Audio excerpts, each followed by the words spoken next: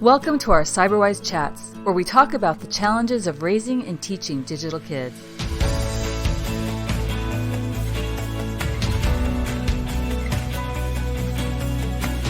I'm Diana Graber, author of Raising Humans in a Digital World and founder of Cyberwise and Cybercivics. Join every episode with Dr. Pamela Rutledge, who's the director of the Media Psychology Research Center. Our always lively conversations tackle topics like cyberbullying, screen time, TikTok, and everything in between. We've got some great guests and promise each chat will give you the tips, tricks, and confidence you need to help kids use technology safely and wisely. So welcome, everybody. We're going to get started right away. Welcome to our Cyberwise Chat, whether you're joining us in the webinar or via the podcast. Today, we're going to talk about Ready or Not. AI is coming. Is your child prepared? All right, so I'm Diana Graber. I'm the author of Raising Humans in a Digital World, here as always with Dr. Pamela Rutledge, who is the director of the Media Psychology Research Center. And we're really excited to have Perry Reed join us today. He is a researcher, designer, and storyteller. And a little side note, the three of us are really connected because of Fielding Graduate University's Media Psychology program. So we're really grateful for that. And that is where Perry is doing some really exciting research that he's going to tell you about. He's just wrapping up his doctorate, and he's done some great research in AI or artificial intelligence that he will share with us. But first, I'd like to start today with a really simplistic definition of AI, just so that we're all on the same page. So AI, it's not some big scary thing. It's simply the ability of a machine or computer to perform tasks that have historically required human intelligence. And the way they do this is because they train on data. And that's data that we freely give away every time we do anything online, fill out a form, use a chatbot, all that stuff. It collects our data, it trains on that data, and it makes predictions. So it's not magical thinking, it's actually science that we'll talk about as well. But it seems like it's been all over the news lately because it has.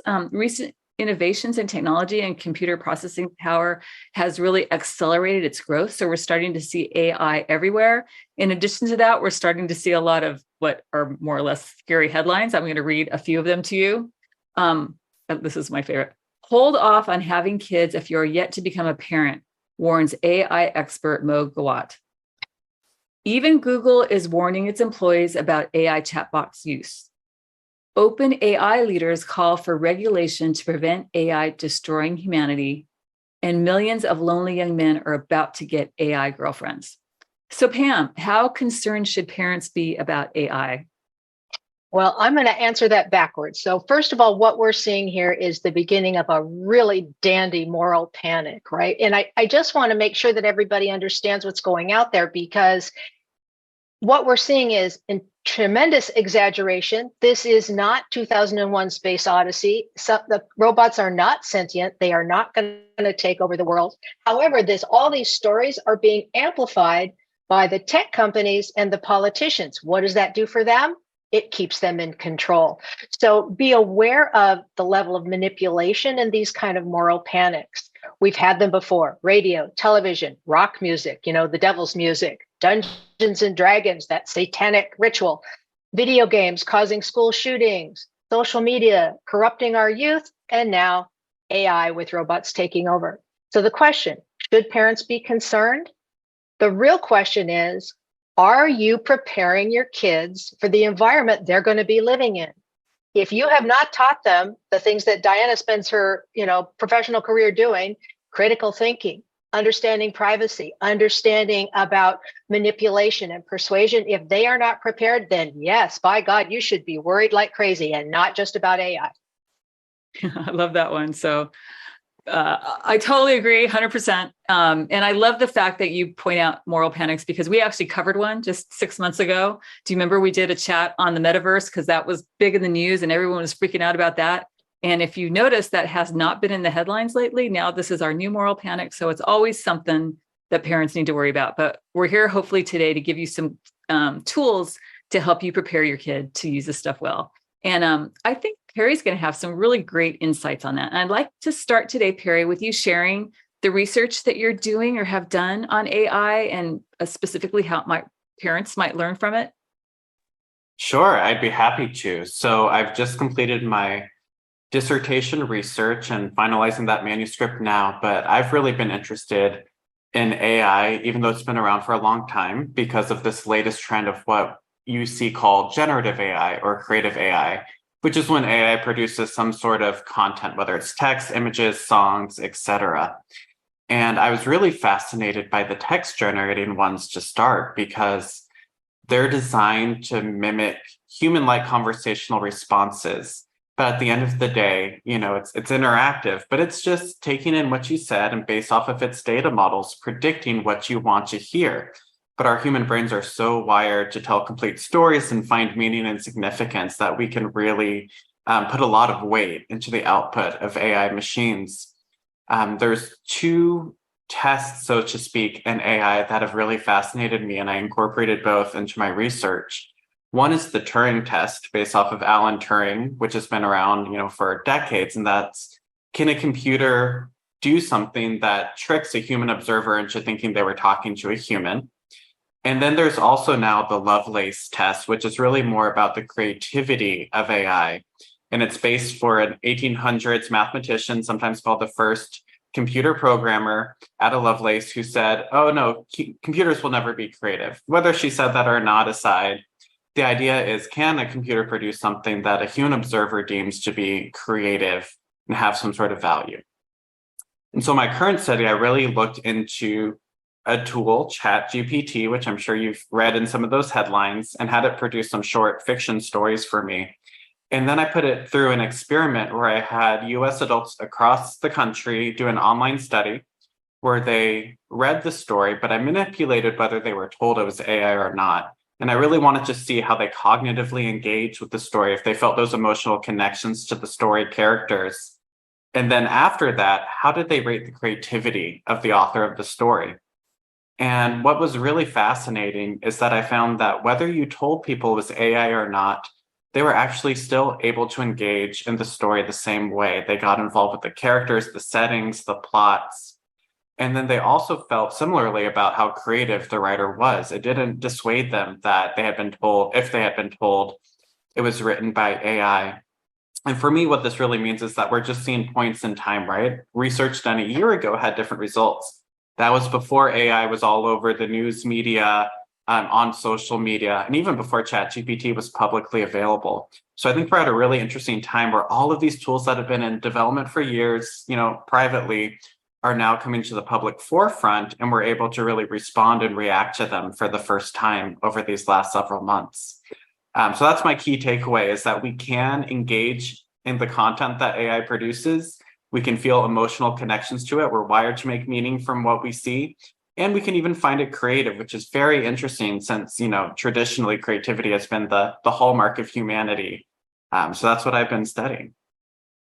I just want to add something because I think that's really interesting what you found, Perry, in that emotional engagement, because, for a long time, we've been talking about how the human brain responds to visuals as if we were real. In other words, the fact that we're not in the same room, if we smile at each other, we still have that instinctive response. But what your research is showing is that ability to become emotionally engaged, to feel presence, narrative transportation, also creates that same simulation of reality to us, so that we're not differentiating between, mediated text and, handwritten or human written text. So I think that that's a really, really reflective of, as you say, the way the human brain is wired.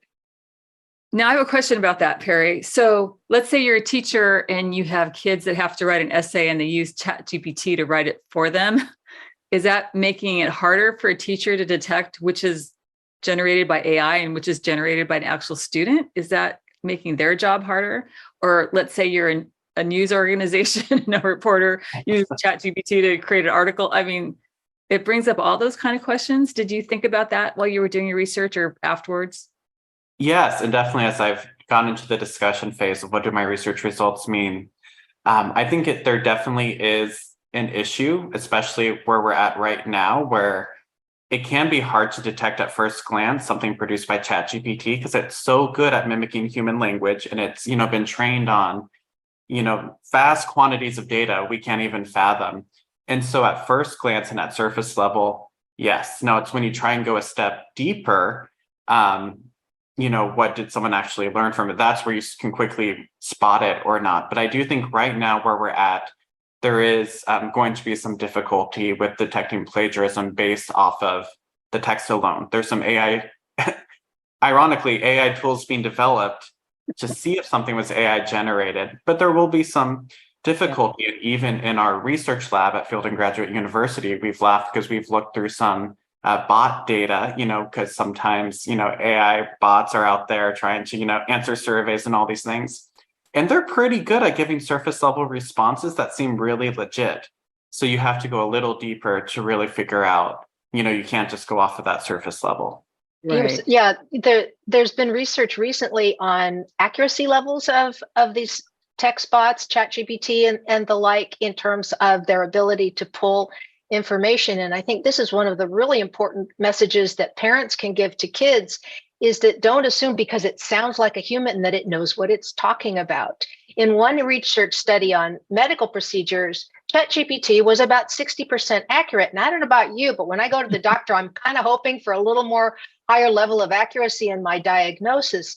So it's a great tool for getting started, but it just makes stuff up. So yes, Perry, it is creative. AI is very creative. Yeah. Because if it needs to make a point, it will synthesize data together inappropriately. Yeah, it's funny because I use ChatGPT a lot out of curiosity mostly. And I remember once I asked it who I was, and it gave me credit for a book I'd never written, which I thought was pretty cool. It's like I didn't even have to write a book, and it's out there. It says I did, So, but yeah, a lot of inaccuracies, which really underscores what you said at the beginning, Pam, is like if your child does not know how to evaluate online information, boy, they have to know it now, because it's hard enough when you're getting information from the internet and you're seeing sources and references and cross-referencing and all that.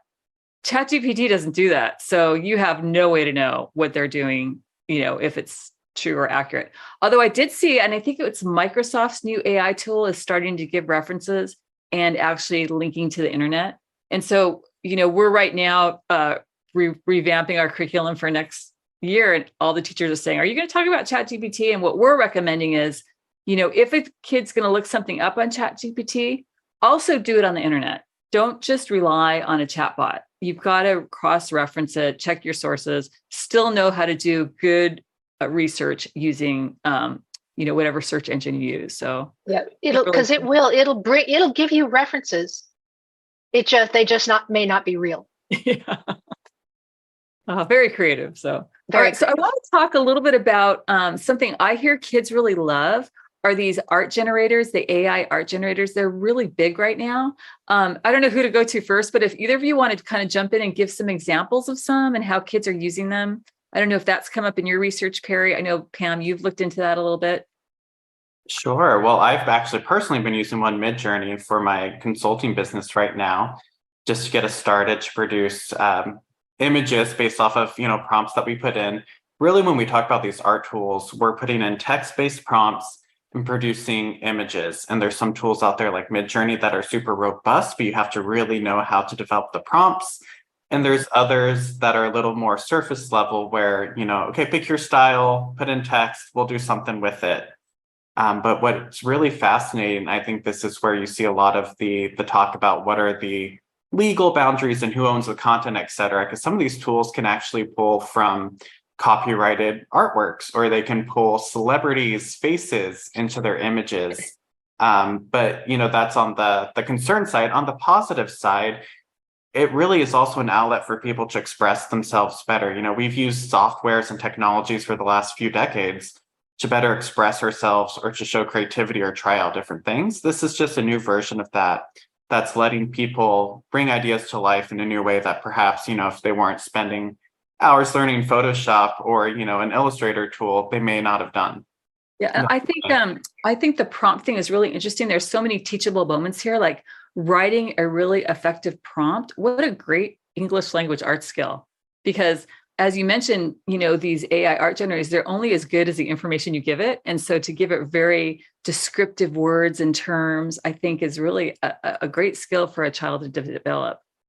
And I think that's one of the really positive ways to use tools like that, whether they're the visual tools or the text tools, is create assignments that involve critical thinking about what you get back. We have a question here about, what is the accuracy of AI in when they're summarizing something? And you have to check. I asked it the other day because I'm working on a book chapter where, like, what are the major constructs in media psychology? And it had some really interesting constructs in there, but it missed a lot and it added a couple that weren't relevant. So you really have to, you can't suspend your brain when it comes to AI.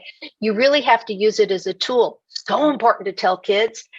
Recent research funded by Common Sense Media found that 50% of kids are now using ChatGPT as a search tool.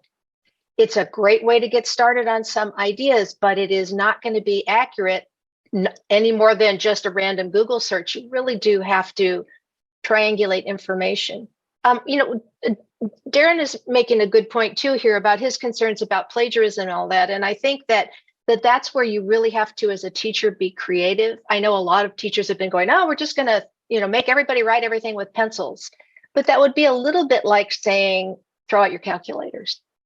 So what I would encourage teachers to do is to figure out ways of backing these tools into it and making kids think about them. Yeah. And I hope that we get to all of them today because there's so many aspects of digital literacy this touches upon.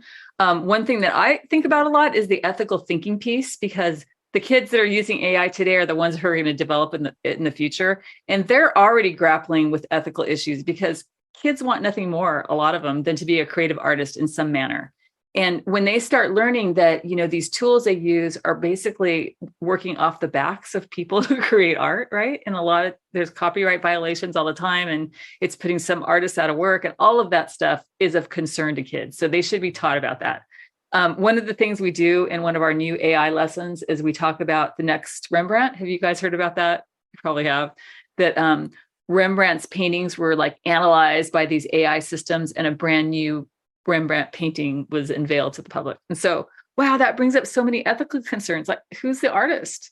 Who owns it? How would you feel if your art was like replicated years from now and someone else made a living off of it? So, but remember, all of these things have been going on in different kinds of ways, right? When the internet first came out, we all had to learn just because there was an image on Google search didn't mean you could use it, right? In other words, there was a learning curve to every level of accessibility. There have been people forging art for a long time. Yeah. So this is a different way of doing it, right? It's just a different way of doing it. So it just means we have to hone our ethical thinking skills and figure out how do the things that we fundamentally believe are these values that we have, how do we apply them here rather than say, oh my God, let's hold this balloon under the water. Let's not let it out. Yeah. So before we leave the topic of AI generated art, you use Midjourney, Perry? Yes. You mentioned a really good one for younger kids. Well, I found an app called Sweet Dreams, which is for very little kids, which, Perry, you were describing Dreamweaver which you had experience with growing up, where the kids just pick different icons or different characters and different settings, and the app helps them generate a story. So there's a lot of scaffolding in that kind of application. It's just gotten way more sophisticated with way better art than they used to have. Yeah. And I hear the one, from like middle school, Dall E, I hope I'm saying that correctly. That seems to be a super popular art generator, pretty easy to use, that I hear the kids talk about a lot. So if you're curious about this, on the Cyberwise website, under our learning hubs, we have a new hub called Artificial Intelligence. And we gave you links to like what we hear are the most popular AI art generators, which we've just talked about, and then to the most popular chat bots. And just to distinguish between the two, like ChatGPT is a chatbot, and there's Google Bard has one. So there's a bunch of those as well. So if you're interested in trying these with your kids, which we highly recommend, please check out the website, go to the links, and give some of these a try. They're super fun. I play with them all the time. Really interesting. And the ChatGPT and the Bing AI are free to experiment with. And I don't know about Dall E, Perry, you probably got experience with that. How hard is it to use and how much do they charge? I can't remember what they charge. It's a little closer to Midjourney in terms of being a little more robust, but most of these give you a free trial to get started where you can do, 25 images or something for free, which if you're just, playing around and trying to experience it with your kid and help them understand what it is, that's enough to get started. And I understand there are also apps that will allow you to make coloring books, for example. And so I think it would be really interesting for Perry, if you want to just sort of share like some of the prompts that you use, because I was really surprised at how little you had to tell one of these image makers to get a coloring book page with some bunny rabbits on it that were extremely cute. So can you share the level of detail that a prompt has to be so that parents, as they're going into experiment, have some sense of what they need to write in the box? Sure. Well, I'll give a couple different examples. And one, I'll start with if you're doing like a chat bot, it's all about providing context. So if you were going to go, I'll use a silly example, ChatGPT, give me a 3-day itinerary for my trip to Paris, you'll get something back. But if you start with, hey, I'm going to Paris for the first time. I love bakeries. I'm super active. I like to do outdoor things. I have a low budget. What should I do in Paris for 3 days? You'll get a much different response. And part of what you can do is you'll never get the same exact thing from ChatGPT twice, but you can see how changing up your prompt and the level of detail will change the output you get. When you get to these image generators, it's learning that, some of our English phrases or idioms don't always translate well. So it's being very literal about what you want to see, but it's also funny because when you see the results not as you want, that's how you learn, I wanted a duck on top of a bear climbing an elephant or whatever you're trying to do.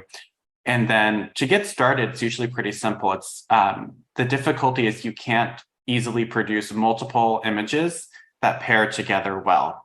So if you're trying to create like a collage of 10 different images and you want them all in the exact same style, same color palette, all of that, that's where it gets a little harder. But you can play around, in Dall E and Midjourney with the styles, show me an impressionism style or a cartoon style or a photorealistic style. And that's where you can start to see those differences. But to summarize that, when you're doing the text chat ones, use context, provide background to your prompt. And when you're doing the images, play around with it and see how literal you need to be about what you want to see. And then if you want to, you can play around with different stylings. Those are great tips. And as far as the chatbots out there, besides ChatGPT, are there others that you like? I'm personally just using ChatGPT. I have played around with Microsoft Bing and Bard. At this point, they're fairly similar. I'm sure we'll see more differentiation as they each continue to develop. Doesn't ChatGPT power Bard anyway? So it does. There's some talk that there's some tweaks to the responses, and again, this is where you see the headlines like Bing has a dark personality, and a chatbot used, a certain emoji or something. I think that's what we're seeing, right? Is ChatGPT powers the language response, but then different places it gets plugged in can also, using the endpoints of the APIs, tailor them for their needs as well, which makes it feel like a different experience, even if it's all the same backend at the end of the day. Yeah. And I don't want to bring up too much doom and gloom, but I did want to mention this because Snapchat uses AI now. This is such an interesting story. Pam actually turned me on to it. But Snapchat unveiled this thing for its users where it has an My AI built in, which interestingly, the kids do not like. It's really a lot of low ratings have come out for Snapchat. But here's a little piece from the Washington Post about that AI tool. It reported that the bot was responding in an unsafe manner. After telling the user was a 15-year-old, the AI made suggestions about how to mask the smell of alcohol and pot at a birthday party. It also wrote an essay for school for the teen. When the bot was told the user was 13, it responded to a question about how to set the mood when having sex for the first time. So a lot of problems still with these AI tools. But there would be no way to create any tool like that could filter out all of that thing. Right. And so I'm going to go right back to the you got to train your kids angle here, because we seem to, as a culture, be really worrying about suppressing a lot of things. And these kids are going to figure out how to do it. So we really need to make sure that they have good critical thinking and moral judgment when they're using it, and they know when they're going to get into trouble. Yeah. And it wouldn't be the first time that a Playboy magazine was found under the bed of a 13-year-old, and there'll be a ChatGPT equivalent. Yeah, and it's what social media has been feeding kids anyway, so it's not like it's new stuff. So it really underscores, talk to your kids about what they're seeing on social media. what I found encouraging is the kids' backlash. Like, they do not like this tool. They find it super invasive and creepy. And I think that's really encouraging to hear, that they're going to be a little bit probably more critical about these tools, especially once we unveil to them that it's not magic. This is how it happens. There's biases built into all this stuff based on the data it collects. I mean, there's just a lot of warning signs that I'm excited personally to teach kids about. Well, and that same, oh, sorry, Perry, go ahead. I was gonna say, I think it all goes back to the cyber civics lesson of being a detective. And just like, at the beginning, you teach kids what are the component parts that go into a computer and how does that work? It's the same thing with these AI tools. And that's such an important first step into realizing it's just a tool. It's not going to be any more, reliable than what you already find on the internet or in other sources. And so many parents are assuming that kids just, oh, good, now I can cheat. But in, one survey, is the same number of kids as parents thought that ChatGPT should be outlawed in the classroom, or that there should be restrictions placed on it. They're not lining up to take the shortcut because they want to protect the integrity of their work, like Diana was saying. They don't want to have it be somebody else's. At the end of the day, that really destroys your self-esteem. That goes right in line. I got to read this. Our friend Darren wrote this. I hope he's still here. Creative people will use AI to be more creative. Productive people will use AI to be more productive. Lazy people will use AI to be lazier, and some will use it to weaponize AI. It's the weaponization of AI that is my biggest concern. And we are starting to see this happening already with teens when it comes to morphing and weaponizing pictures of peers and educators. So that really goes back to cyberbullying and being kind online and all of that stuff that we should be talking to kids about. And what to do if it happens. Yeah. That's a very important set of skills. Exactly. So Perry, I wanted to ask you, because I so appreciate that you took the time to go through the cyber civics curriculum. For those of you who don't know, Perry conducted our focus group research this year, which we were so grateful to him for doing. And you had some excellent recommendations for us as far as incorporating AI lessons into the curriculum. Do you remember what those were? Do you want to elaborate? I do. Yeah. So those focus groups were great. I got to talk to some of the veteran teachers who have really championed it and those who are newer to it. In terms of the AI recommendations, definitely there's great content in cyber civics about web searches and how they work. And that's certainly going to be due for an AI update because, just like we went from the card catalogs in the library to Googling for information, we're going to be incorporating these AI tools. The names of the tools may change, but some version of them will be there. And then also the plagiarism lessons, which we've already touched on here today. And I'll say the key points there is that ChatGPT it might organize information. It cannot write a strong argument. Interesting. And then I also would say that there's content around deep fakes, which, if anyone needs a refresher, that's where you see a video clip where it appears that a well-known person is doing something or saying something they didn't really do. And those have been around for a while, but AI tools are actually making those easier to generate. You may have seen some images of the Pope running from the police that many people thought were real. This is all new stuff, right? Since the last 10 years of the internet, we've seen all of this. The difference now is that those tools are becoming cheaper and more accessible to more people.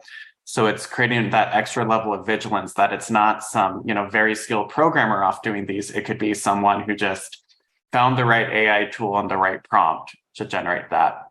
So that's really where I see AI coming in, is the web searches, finding information online, understanding plagiarism, and then really adding another layer of scrutiny to those very convincing media clips that we see circling the internet. Absolutely. And, we're lucky that we can get to kids, but adults need these lessons too. Yes. Because every election cycle, especially, we fall prey to so much misinformation, and boy, what's coming is just a whole new level. Ugly. So we have to have scrutiny over everything that we look at online. And the other thing is, I touched on this earlier, and Pam mentioned this to me, it's like to make sure kids know this isn't magic. You know what I mean? Like, it's fallible. There's a lot of mistakes. And this really hit home for me because I do this lesson with the kids where they have to imagine they're building safety standards into an app they develop, And this year, for the first time, almost every kid said, oh, AI will do it. AI is going to take care of that. And it's like, what does that mean? Like, someone has to decide what that is, There has to be a human behind these decisions. So I think it's a knee-jerk reaction for us to just think AI can do it all. And, it starts with us. So I think it's important, number one, to make sure kids understand that. Right. Yeah, there is no AI without that foundational prompt or algorithm or something to get it started, which means somebody made a decision about what goes in the black box. Exactly. So we always wrap these things up with our 3 takeaways for parents, what they can do, what you recommend. Perry, I'm going to put you on the spot first. What would be your 3 big takeaways from today? Ooh, my 3 big takeaways. The first one would be, since dawn of time, living creatures have used tools to extend their abilities and what they can do in the world. That's translated to technology, television, radio, computers, etc. AI is no different. It's the next version of that. And so it shouldn't be any scarier than the tools that we've used before us. We just have to think about them a little differently. The second one would be that while plagiarism is a big concern, there is a place for these AI tools that we need to think through in terms of education and helping people become critical thinkers, self-expression, creativity.